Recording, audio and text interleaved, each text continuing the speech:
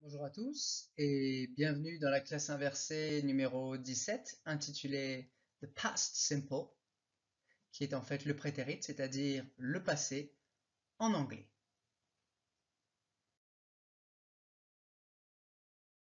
Je me présente, je m'appelle Pierre van der Steen Modularive, je suis professeur d'anglais au Collège de la Montagne à l'île de la Réunion. Vous avez mon compte Twitter et mon site personnel si toutefois vous souhaitez me contacter. Part 1. How to form the past simple. La formation du prétérit, du passé donc. Alors, qu'est-ce que le prétérit? C'est quand on parle au passé. D'accord. Et donc, c'est synonyme du passé, prétérit. Oui. Bon. Et quels sont les marqueurs du passé que vous connaissez? Yesterday, Ou encore during the last holiday, exactement, during the last holidays. Encore? last week.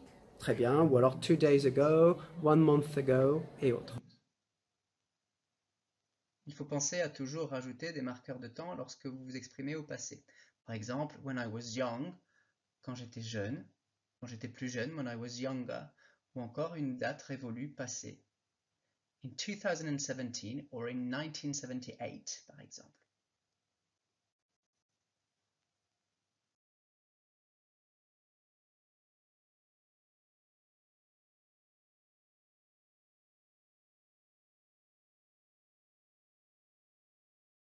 Alors, pour l'auxiliaire être à la forme affirmative ou positive, comment est-ce que ça fonctionne? L'auxiliaire être a deux formes, Lesquelles? was et were. Alors, quand est-ce qu'on utilise was? On l'utilise à la première personne du singulier et à la troisième personne du singulier. Et were, tu utiliseras quand? À toutes les autres. Donc en gros, il faut utiliser were à toutes les formes, sauf à la première et à la troisième personne du singulier. Easy peasy, lemon squeezy.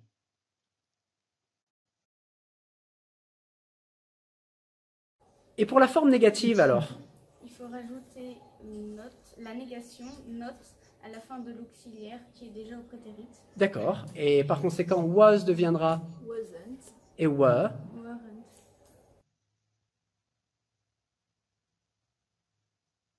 Notez bien qu'il suffit de rajouter à la forme affirmative la négation.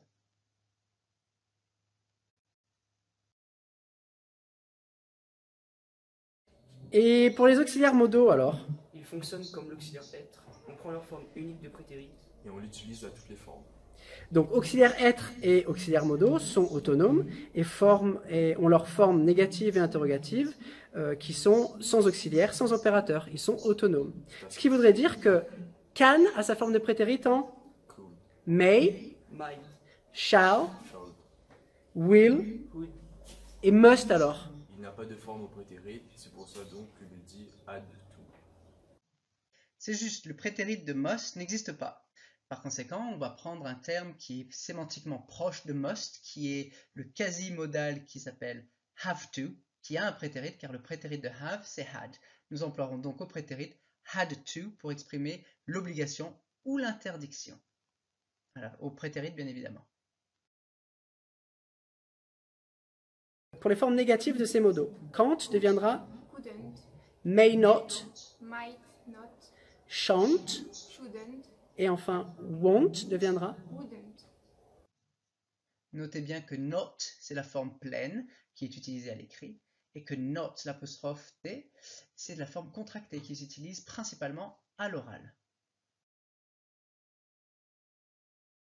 Concernant les verbes maintenant. Alors, il y a deux sortes de verbes, les verbes réguliers et irréguliers. C'est-à-dire régulier et irrégulier. Les verbes irréguliers ont une forme particulière, ils sont regroupés dans une liste. Et pour les verbes réguliers? Ils portent ed à la fin de leur base verbale.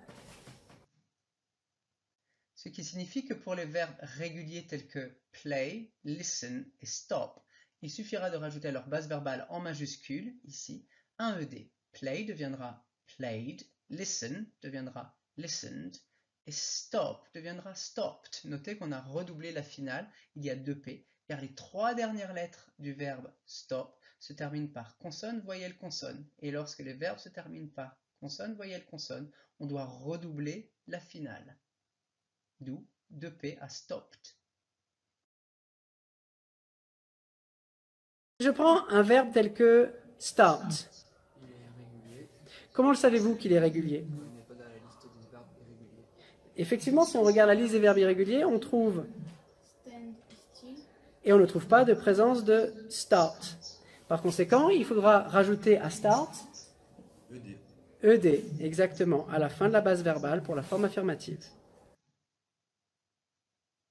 Les verbes qui ne figurent pas dans la liste des verbes irréguliers sont par conséquent réguliers et prennent un ED à leur base verbale à la forme affirmative. Relativement simple, pour savoir si un verbe est régulier ou irrégulier, il faut connaître sa liste de verbes irréguliers par cœur ou alors en avoir une sous la main pour voir si le verbe y figure. S'il y figure, on prend sa forme spécifique et s'il n'y est pas, on rajoute un ED à la forme affirmative.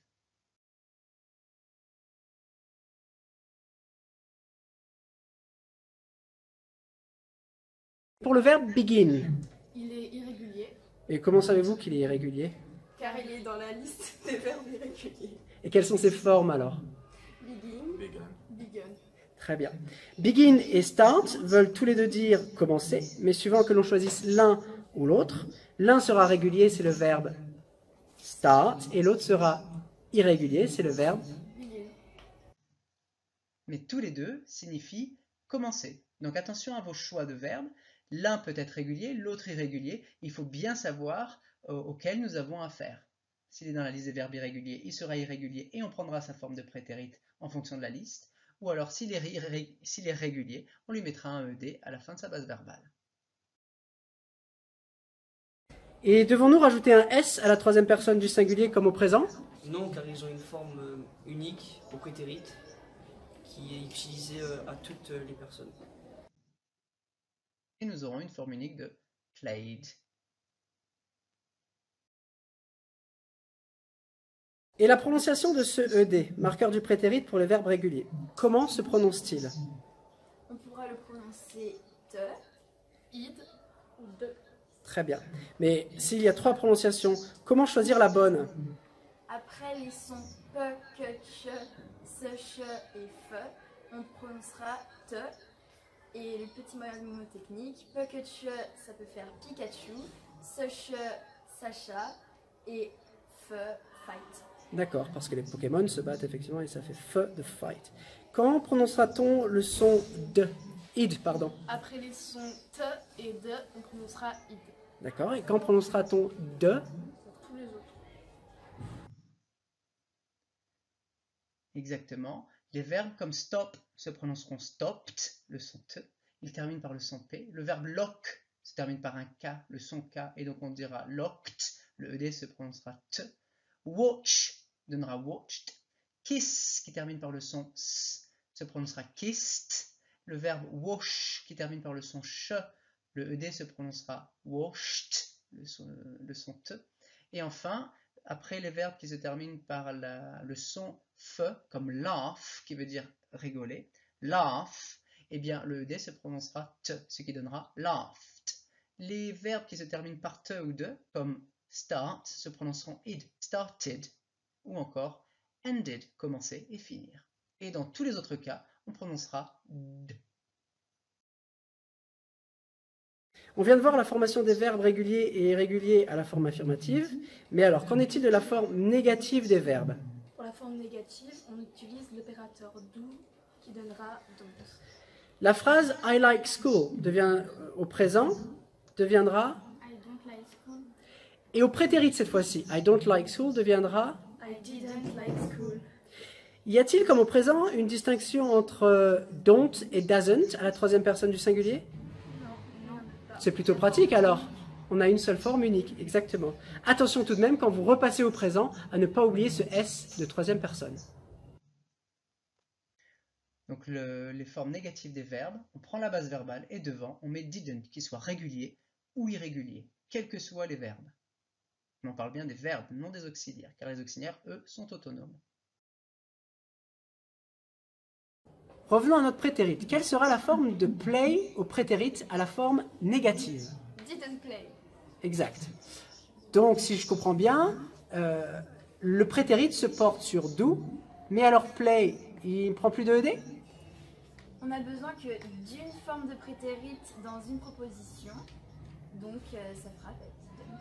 D'accord. Et le ED alors? Le ED se place sur l'auxiliaire do qui devient did et on a besoin que d'une seule de prétérit. Exact. Une seule marque de prétérit, c'est tout à fait juste.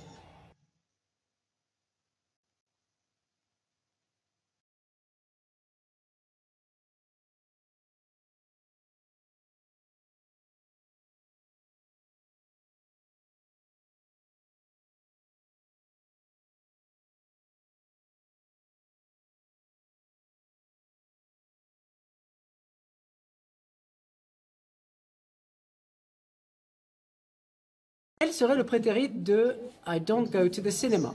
I didn't go to the cinema. Et on ne dira pas I didn't went to the cinema? Non, car do porte déjà la marque du prétérit, donc go ne va pas porter la marque du prétérit. On a besoin qu'une seule marque et elle est sur l'auxiliaire et pas sur la base verbale. D'accord. Donc do deviendra didn't à la forme négative et on aura la base verbale go ensuite. Parfait.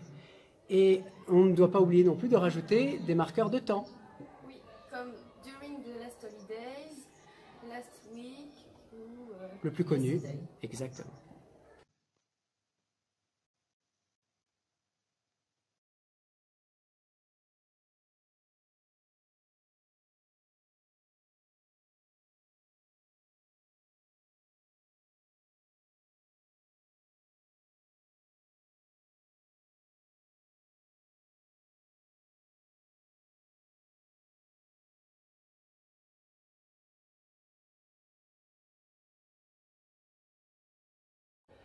Et pour la forme interrogative alors?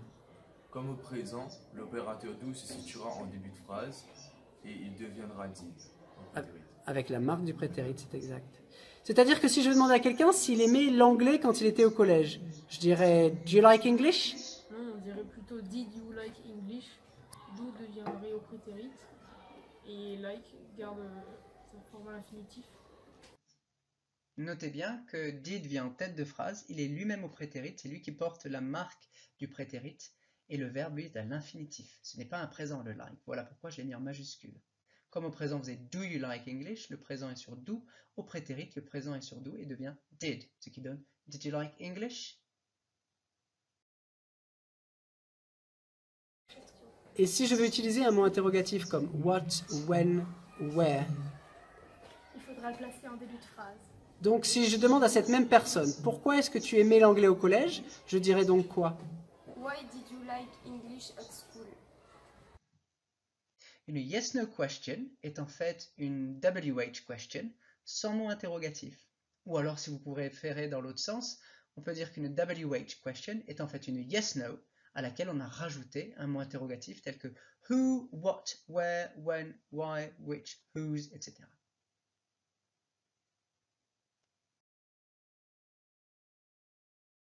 Si toutefois vous avez un problème, n'hésitez pas à re-regarder la vidéo une fois encore. Nous à l'exercice. Trouvez le prétérit des verbes, puis donnez les formes négatives et interrogatives. Si j'ai go, la forme positive sera went, il est irrégulier. La forme négative sera didn't go, et la forme interrogative avec inversion. Did you go, avec la majuscule, pour dire qu'on a bien la base verbale, aidée de l'opérateur do qui est lui-même au prétérit. Begin, son prétérit, la question est-il régulier ou irrégulier? Effectivement, irrégulier. Son prétérit est began. Forme négative, que les verbes soient réguliers ou irréguliers, ce sera didn't begin. Et à la forme interrogative, inversion. Did they begin? Et je peux très bien faire une question en WH en mettant when did they begin, etc. Start, est-il régulier ou irrégulier? Vous voyez qu'il a un ED à la fin. Par conséquent, il est régulier. Started, forme négative. I didn't start, comme tous les autres, didn't begin, didn't go, qu'ils soient réguliers ou irréguliers, la forme est identique, lorsqu'il s'agit bien de verbes. Et l'interrogation est did you start? Et si je veux savoir quand, je pourrais dire when did you start, etc. Attention à l'intonation, les WH, l'intonation descend, alors que les yes-no question, l'intonation monte. Be, est-il régulier ou irrégulier? il est irrégulier et il a même deux formes, was et were, comme on l'a vu dans la vidéo. Il est autonome, donc les formes négatives seront wasn't et weren't. Pas besoin de do au prétérit, parce que ce n'est pas un verbe, c'est bien un auxiliaire qui est autonome et qui gère tout seul, comme un grand. La forme interrogative sera, comme les auxiliaires autonomes, were you, was he. On n'a pas besoin de la présence de do, car do vient uniquement aider les verbes, et be n'est pas un verbe mais un auxiliaire. Avec le verbe break, est-il régulier ou irrégulier? Il est dans la liste, il est donc irrégulier. Son prétérit est broke, la forme négative est didn't break, et la forme interrogative, did I break? Et si je veux savoir pourquoi est-ce qu'ils ont cassé ça, why did you break? Intonation descendante. Listen est régulier, on lui dira donc listened. We didn't listen à la forme négative, et à la forme interrogative, did he listen? Le verbe choose est un verbe irrégulier, son prétérit est chose. You didn't choose, attention au O, un O ou deux O. Et la forme interrogative, did she choose? Or why did she choose? Or why did they choose? Lock se prononcera aussi locked. Il est régulier. La forme négative, I didn't lock. Et did Paul lock this or that? Très bien. Le verbe read, attention, il s'écrit read, il se prononce au prétérit read, mais vous notez bien qu'il y a la même forme, il s'écrit de la même façon, mais il se prononce différemment. Donc attention au présent ou au prétérit. Au prétérit, il faut chercher le marqueur de temps passé. Sue didn't read, et là c'est bien read. Did she read a book? When did she read a book? Maintenant, il y a trois verbes réguliers. On a celui-ci, celui-là, et enfin le dernier. À vous de voir lequel se prononce. Alors si on prend le premier, il se prononcera selon vous de, te ou id, le verbe start. Et bien sûr, started. Le verbe lock se prononcera locked ou locked. Bien sûr, c'est le T. Et enfin le dernier, listen, avec un ED, se prononcera listened. À vous maintenant de trouver les formes manquantes. Vous aurez soit une forme positive, soit une forme négative, soit une forme interrogative ou un infinitif, et vous devrez décliner les formes manquantes. Nous avons le verbe, en l'occurrence, cut, qui est la forme négative. I didn't cut. Quelle serait la forme infinitive? Elle vous est déjà donnée, elle est en majuscule, il s'agira de cut. Est-il régulier ou irrégulier? Il est dans la liste, ce sera cut, positive, et forme interrogative. Did you cut? Maintenant, je vous laisse vous entraîner seul pour les suivants.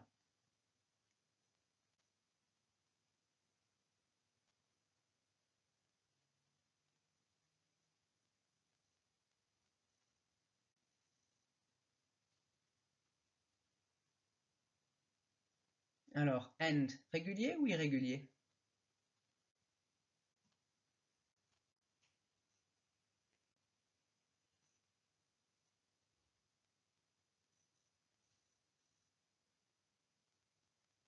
Were you, was she, forme interrogative, quel serait l'infinitif?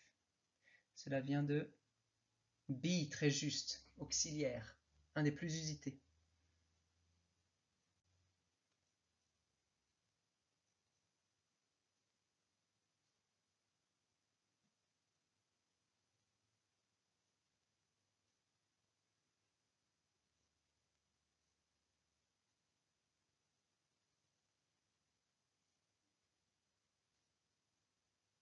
La question qui se pose quand vous avez we didn't climb est la suivante. S'agit-il d'un verbe régulier ou d'un verbe irrégulier? Car à la forme négative, ce qu'on sait, c'est que c'est un verbe, puisqu'il y a la présence de didn't. Maintenant, est-ce qu'il est régulier ou irrégulier? Soit vous connaissez votre liste par cœur, et vous savez que par conséquent climb est régulier, soit vous ne la connaissez pas par cœur, et dans ce cas-là, vous la saisissez, et vous regardez à C pour voir si vous avez le verbe climb. Comme il n'y est pas, le verbe est donc régulier et donnera climbed.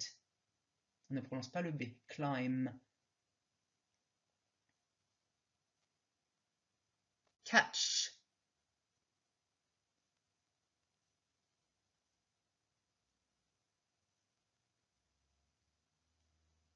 En bas, vous avez kissed. Donc on voit bien que ce verbe est régulier, puisqu'il y a un ED. L'infinitif sera, en supprimant le ED, on obtient kiss. Forme négative, comme tous les autres, puisqu'il s'agit d'un verbe, il y aura forcément didn't. Et un infinitif kiss, didn't kiss. Interrogative, on inverse. Et on retire le ED qui va sur do, qui porte la marque du prétérit. Celui-là est intéressant parce qu'il se prononce un peu particulièrement. Did she pay? Ça se prononce pay. Voilà l'infinitif. Par contre, le prétérit, c'est paid. Paid. Ken didn't pay.